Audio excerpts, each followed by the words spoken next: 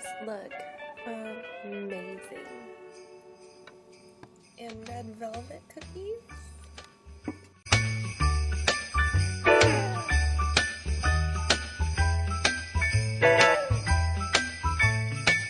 Today's outfit. Bringing the puffer vest back. Right, Coco? Right? What's going on? What's going on? They don't even know what they're barking at.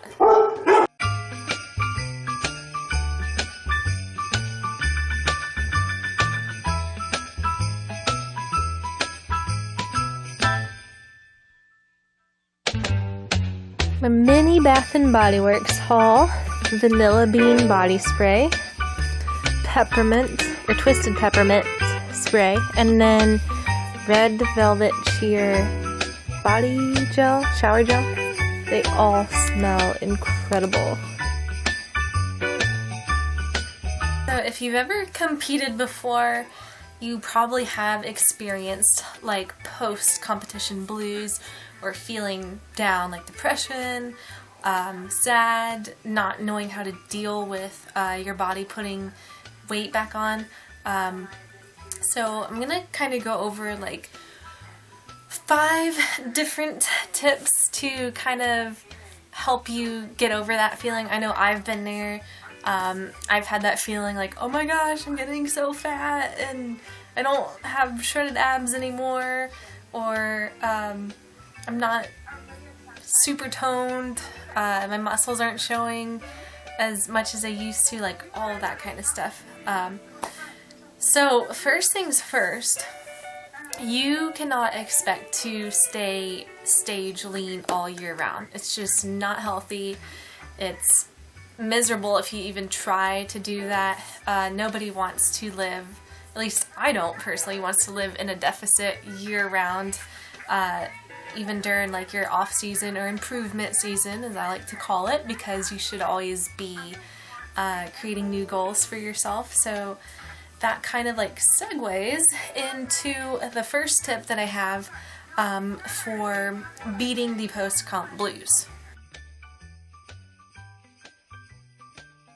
So the first tip is to create a new goal. So say you want to line up another show already. So if you competed, let's say in November, and you want to compete again in March or later that summer, like in May or June, you can take goals to accomplish that, and it gives you motivation, something to look forward to, something to keep your mind on, but not necessarily, being on prep that entire time. You do want to give your body a little bit of a break from a prep, but having a goal in mind does help you stay positive. And any new goal that we're working towards, it'll help us stay positive physically, mentally. It's just something that you can look forward to doing, and you won't fall off the deep end after you get off your last prep or the competition is over, because you want to keep progressing and working towards that new goal. So change up your priority a little bit, and it doesn't necessarily have to be another competition. You could focus on like training for a triathlon or a powerlifting meet or just something like that. So tip number 1, create a new goal. And I'm looking at my notes down here so I don't ramble on too much, so I hope you guys keep up with me and that I'm not rambling all over the place. But anyway, moving into tip number 2.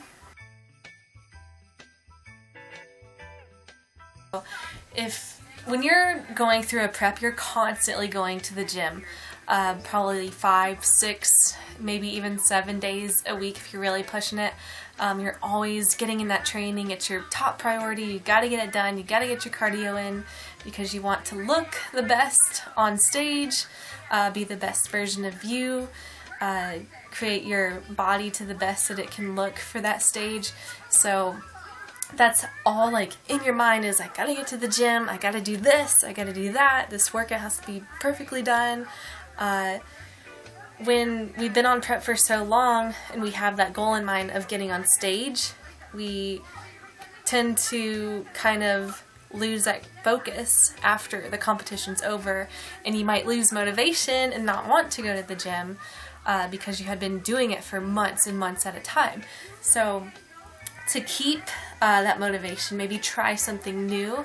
If you're always going to the gym, try playing tennis, or join like a adult softball league. Take more walks or hikes. Like if you have a really cool park nearby or a place where you can go hiking, that's really good way to mix up your training so you're not always in the gym lifting weights and throwing around barbells and dumbbells. So that's another good way to get over the post-competition blues and keep you motivated. And then after you've not been going to the gym for a while, you might start to miss it, and then you can always go back to the gym, and then you'll have that refreshed feeling, feel more motivated and ready to go. And just make sure that you're mixing up your routine in the gym too. Like, don't stick to your prep plan of your prep routine that you've been doing at the gym all throughout your prep the same way as during your off season or improvement season. So tip number 3.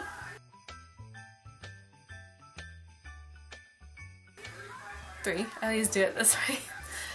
Tip number 3, don't be super strict with your diet. It's okay to, go out to eat and still make most of your meals healthy for the most part, following that 80-20 rule. Try not to track macros for a week if you had been doing that throughout your whole prep, eating your typical bro food all throughout your prep. Just let it go for a few days or a week or so.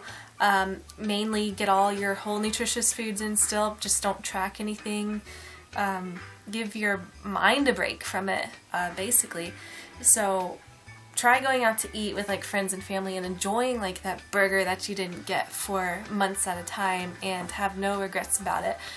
You can still do your workouts, your training, you're still eating healthy most of the time, so having a few extra treats here and there with a sensible diet of mostly healthy, nutritious foods 80% of the time, followed by that 20% with the burger, pizza, ice cream, donuts, whatever, is not going to ruin your progress or anything like that. It's actually going to kind of be like a refeed for you, so you can enjoy those foods and then maybe feel like, okay, well now I do feel like I do want to go back to the gym and start working out again. So that's another way to beat the post-competition blues, is allow yourself to enjoy the things in moderation that you didn't get to enjoy for months, and it's going to be a lot less stressful on you. So it'll help you find that balance of, hey, I do want to get pizza with my friends tonight, so that means I'll have egg whites and a salad earlier during the day before that, things like that. Number 4,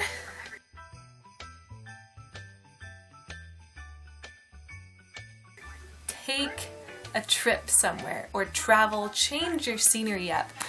You can even go to a different gym. That'll be a good way to change up the scenery if you don't have the money to spend on traveling to different places or the beach or something like that.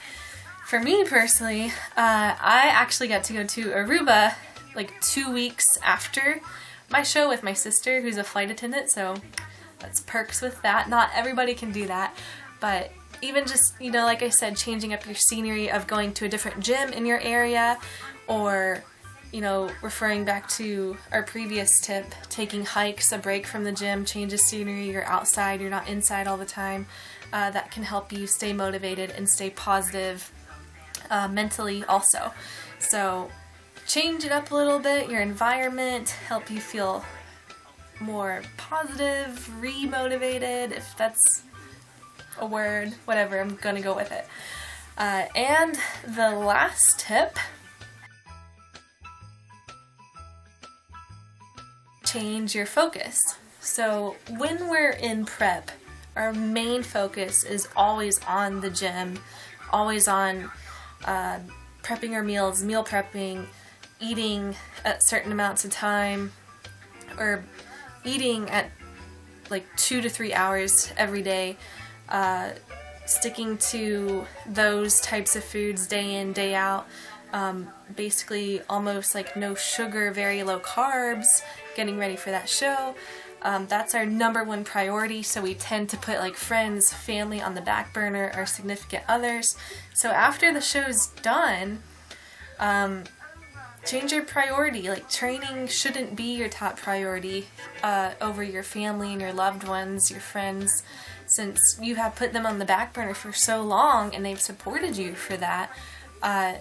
You know, they deserve your time again, so you want to be able to enjoy things with them and make memories with them and not having to worry about, oh my gosh, I gotta get this meal in, I have to go train, sorry I can't hang out with you.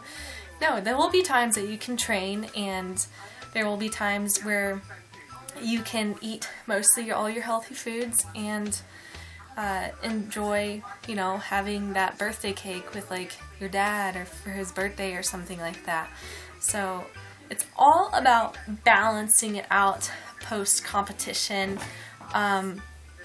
just making sure that you're in the right mindset, that life isn't always just about being shredded and training for something. You can have your goals, but don't forget to enjoy life itself too. Like, that shouldn't be your number one focus, like 24/7 all the time. So I hope those tips helped you guys out. If you're feeling blues from competing, just find that balance and refocus, recharge, be positive, stay positive, and you'll be okay. So that's going to conclude the end of this vlog for Fitmas Day 8. So I will see you guys tomorrow in Fitmas Day 9, and there's only 2 days left of Fitmas before Christmas, I think. So yeah, thank you guys for watching. If you liked it, please give it a thumbs up and subscribe.